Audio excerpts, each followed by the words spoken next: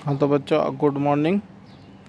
आज हम प्रश्नावली 2.2 प्रारंभ करते हैं। जैसे पहला क्वेश्चन आपका, निम्न संख्याओं को अभाज्य गुणनखंडों के गुणनफल के रूप में व्यक्त कीजिए। तो हमारी जो संख्या है 468, इसको हम लघुत्तम की तरह लेकर हल कर लेंगे। लघुत्तम की तरह लेकर हल करने के पश्चात इसको गुणनफल के रूप में लिख लेंगे और गुणनफल की जो घात है उसको लिख देंगे। जैसे 2 की घात 2 आ गई, 3 की घात 2 आ गई और 13 के 13, इस तरीके से हमें इसको लिखना है। इसी प्रकार से हम 3825 ये संख्या ले ली, इसको भी लघुत्तम की तरह हल कर लिया और करने के बाद गुणनफल, ये जो गुणनफल है इनको लिख दिए। यहाँ गुणनफल को लिखने के पश्चात इसको घात के रूप में लिख देंगे, ये हमारा उत्तर हो जाएगा। इस प्रकार से आप इन प्रश्नों को करने का प्रयास करें, घर पर हल करें। बोर्ड की तरफ से महत्वपूर्ण प्रश्न है ये। तो 100 आप करेंगे 945 का, 140 का और 20,570 का। इन प्रश्नों को आप खुद प्रयास करेंगे, हल करने की कोशिश करेंगे, या आपके प्रश्न हैं इनको करेंगे। अब इसी क्रम में अगला दूसरा प्रश्न है इसी का, युग्म का लय से एलसीएम एम मैथ से एचसीएफ ज्ञात कीजिए तथा सत्यापित करना आपको कि सिद्ध करना है कि एचसीएफ गुणा एलसीएम बराबर होता है पूर्णांक गुणनफल। पूर्णांक गुणनफल और एचसीएफ और एलसीएम दोनों बराबर होते हैं, ज्ञात करना। तो आपको संख्या दी है 96 और 404। पहले इसका हम एचसीएफ ज्ञात कर लेंगे, अर्थात मय से महत्तम समावर्त ज्ञात करेंगे। तो दोनों संख्याओं का अलग अलग हल करके जो संख्याएं दोनों में मैच कर रही है, अर्थात दोनों में मिल रही है, वही संख्या लेंगे हम। तो यहाँ 2 और 2 दोनों में है, ले लिए 1 2। यहाँ 2 और 2 फिर दोबारा से 1 में ले लिया।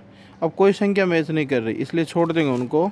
जो मैच करिए वो ले लिए। तो ये हमारा एचसीएफ आ जाएगा 4। 2 गुणा 2 बराबर 4। इसी प्रकार से हम एलसीएम ज्ञात करेंगे। एलसीएम ज्ञात करने के लिए हमें क्या करना है? एलसीएम ज्ञात करने के लिए हम दोनों संख्याओं को एक साथ लिखेंगे और अभाज्य गुणनखंड कर देंगे इनके। अभाज्य गुणनखंड करने के बाद इनको गुणनफल के रूप में लिख लेंगे। यहाँ गुणनफल के रूप में लिखे, इनको गुणा कर देंगे सभी को। तो ये हमारा एलसीएम आ जाएगा, अर्थात लघुत्तम आ जाएगा। लय से आ गया, दोनों आ गए। मैथ एचसीएफ, मैथ से और लय से दोनों ज्ञात कर लिए। अब सूत्र रूप में हम इसको लिख देंगे एचसीएफ गुणा एलसीएम बराबर पूर्णांकों का गुणनफल। तो एचसीएफ 4 था और एलसीएम हमारा आया था 96। और इधर संख्या हमें क्या दी थी? 96 और 404 दी थी। इन दोनों संख्याओं को जब गुणा करेंगे तो हमारे आएंगे 38,784। इसी प्रकार इन दोनों को गुणा करोगे तो ये हमारे आएंगे 38,784। तो यही हमें सिद्ध करना था। इति सिद्धम, दोनों पक्ष बराबर हो गए। अब आप घर पर प्रयास के लिए प्रश्न करेंगे, जो मैं आपको दे रहा हूँ। प्रश्न करो, ये प्रश्न आपको करने हैं 336 और 54 का, 90 और 144 का। ये दोनों प्रश्न आप घर पर हल करेंगे, इन दोनों प्रश्नों को। ठीक है, उसके पश्चात आगे चलते हैं हम प्रश्न संख्या 3 की तरफ। तो देखो प्रश्न संख्या 3, आपको क्या कह रहे हैं कि अभाज्य गुणनखंड विधि द्वारा निम्नलिखित पूर्णांकों का महत्तम समावर्त एवं लघुत्तम समावर्तक ज्ञात कीजिए। आपको संख्या दे रखी है, उन संख्याओं को आपको एक तो महत्तम समावर्त और लघुत्तम समावर्त, एलसीएम और एचसीएफ व एलसीएम दोनों आपको ज्ञात करने। तो हमें संख्या दी है 12, 15 और 21। तो एचसीएफ जब हम ज्ञात करेंगे तो हम तीनों संख्याओं को अलग अलग लिखेंगे, 12, 15 और 21 को। फिर इस तरीके अभाज्य गुणनखंड की विधि से इसको तीनों को हल कर लेंगे।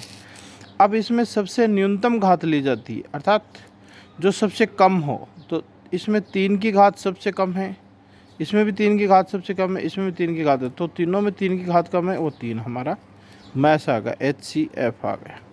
इसी प्रकार से लघुत्तम हम ज्ञात करेंगे, एलसीएम लघुत्तम समावर्तक, इसको हम एलसीएम कहते हैं, एलसीएम। अब एलसीएम में तीनों संख्याओं को एक साथ लिख लेंगे और फिर अभाज्य गुणनखंड विधि से इसको हल करेंगे। अब जो संख्या हमारे पास अभाज्य गुणनखंड के रूप में आती है, उनको सभी को गुणनफल के रूप में लिखकर उन सभी को गुणा कर देंगे तो ये हमारे आ गए 420। ये हमारा लेस से हो गया अर्थात LCM हो गया, LCM ज्ञात हो गया। इसी प्रकार से आपको भी ये प्रश्न हल करने हैं, घर पर प्रयास करने हैं, क्योंकि इन प्रश्नों में से निश्चित श्योर रूप से एक पेपर में बोर्ड की परीक्षा में ज़रूर आएगा। कम से कम 3 नंबर का प्रश्न एक ज़रूर आएगा।